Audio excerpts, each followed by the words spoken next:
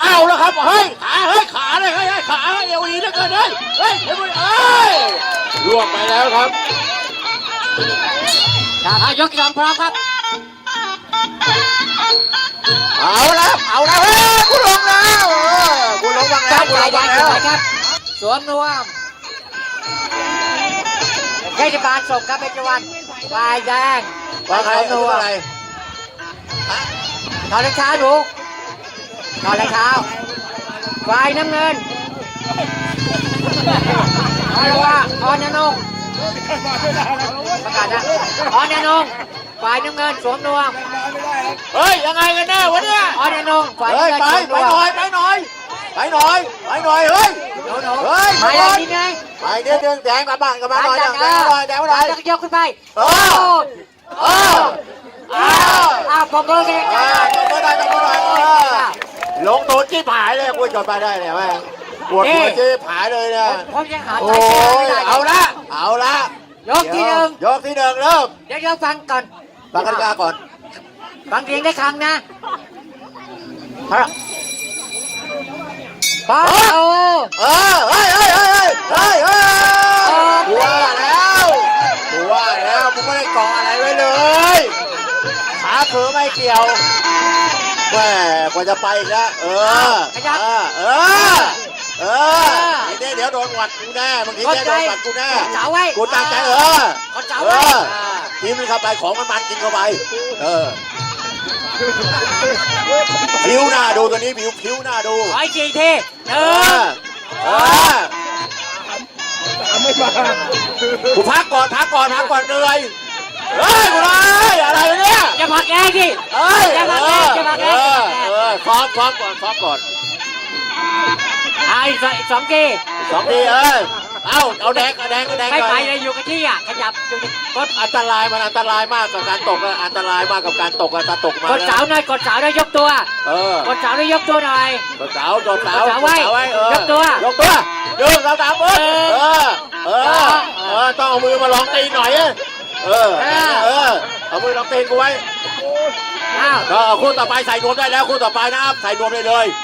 ใส่นวมเลยใส่นวมแล้วมันยังเอาไงจะถอยหลังเดินหน้าวะเดินกันไปตรงนี้ไปเฮ้ย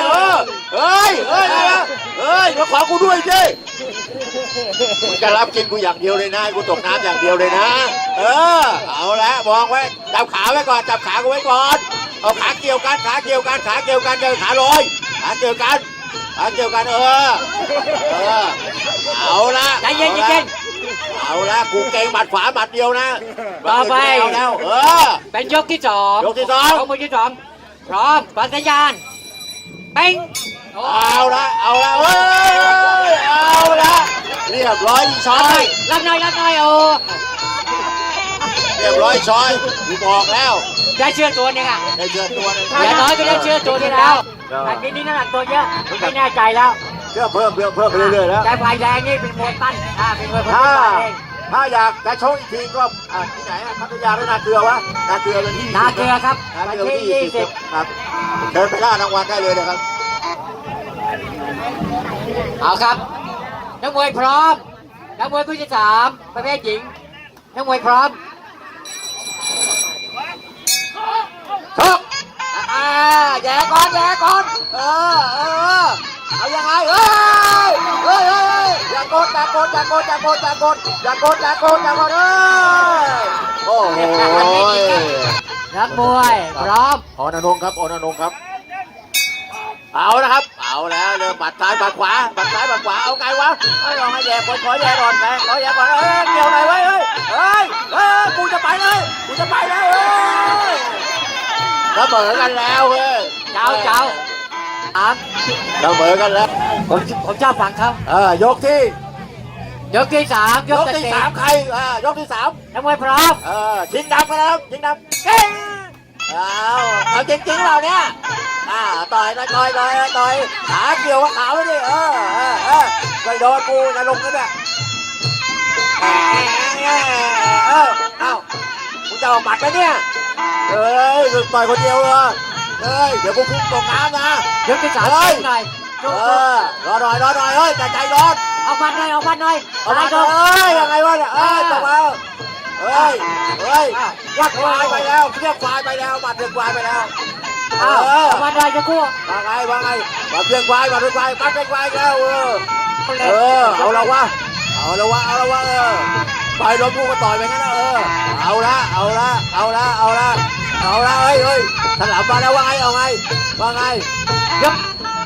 ยกเลยเอาละวะ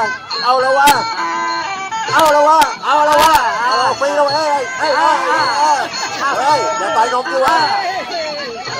เอาไงดอกเอาละ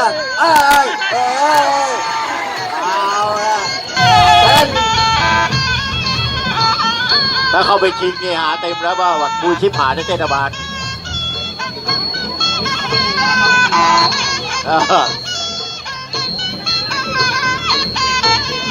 นักมวยผู้ชนะฝ่ายหญิงจะเพิ่งไปไหนนะครับถ้าไปทานข้าวได้ทานข้าวแล้วตอนบ่ายโมงบ่ายโมงครึ่งมาต่อยรอบสองต่อยต่อป่ะต่อยทีไหมรอบสองยกที่1ครับยกที่1เริ่มของมวยเดี๋ยวยังย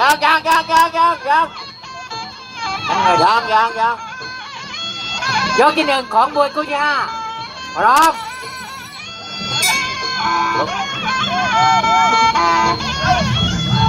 จบเฮ้ย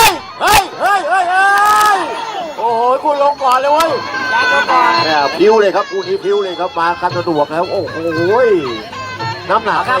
ไม่เท่าน้ำหนักไม่คู่ที่6ครับคู่ที่6แล้วไงเข้าไปนิดนึงยกที่1หญิงคู่ที่6นักมวยพร้อมชกเฮ้ยกูเ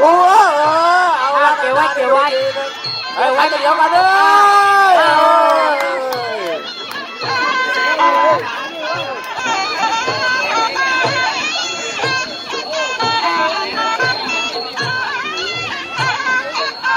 คู่ต่อไปนะครับมวยพร้อมอันที่มาแดงใช่ไหมอริชาบุญเรืองลุงเงินเฮ้ยจับผู้ตัดสินทุกคนดูที่เขาสดนะครับดูกับผม2 คนนะครับพร้อมครับถอยเข้าไปครับแดงเป็นผู้ชนะครับแดงผู้ชนะไปจบ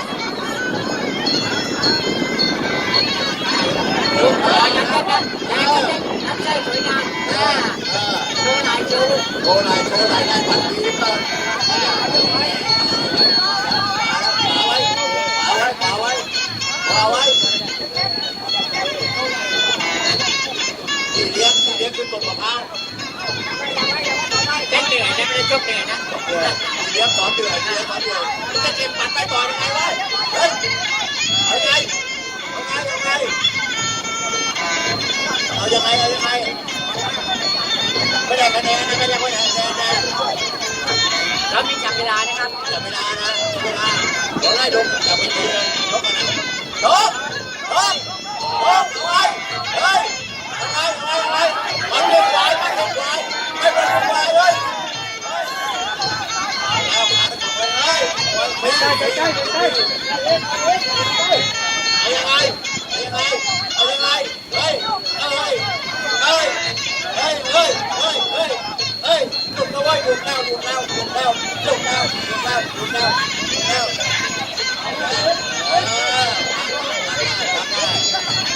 เฮ้ยเอามาไงปล่อยไม่ได้เฮ้ยหยุดได้เลย